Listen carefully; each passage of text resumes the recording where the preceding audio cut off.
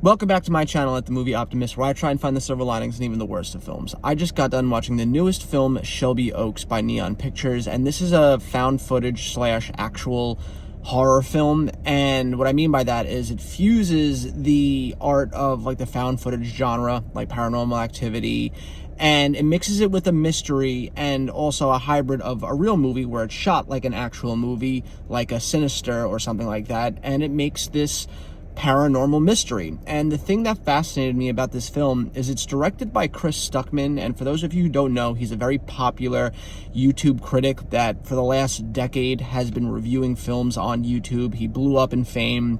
He started a Kickstarter for this film, and a lot of his followers backed him up and sent money to help him get this movie made. And once he hit like the $1 million milestone, Neon, the company that produces movies, picked him up and gave him like another $1 million to like further refine this and make it feel like a legit film. And it does.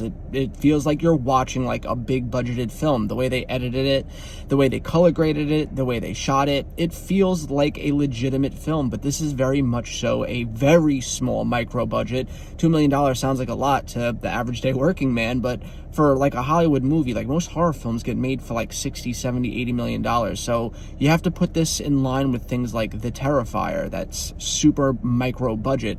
And that's the thing that excited me the most, was to see a fellow YouTube pundit like myself reach their dreams of being able to get off YouTube and put their money where their mouth is. There's so many times where you review movies and people in your comment sections are like, oh, if it's so easy to make a movie and you're critiquing our favorite one so much, why don't we see you make a movie? And he actually did it. Like he put his money where his mouth was, and he went out and he made a movie.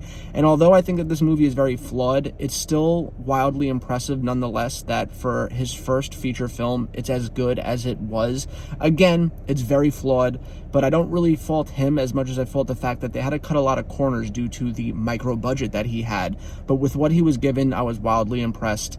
Stay tuned for my full review dropping tomorrow around 5 o'clock. I did overall enjoy this film, but like I said, it's not without its problems. I hope you guys have a great rest of your night, and I'll catch you next time.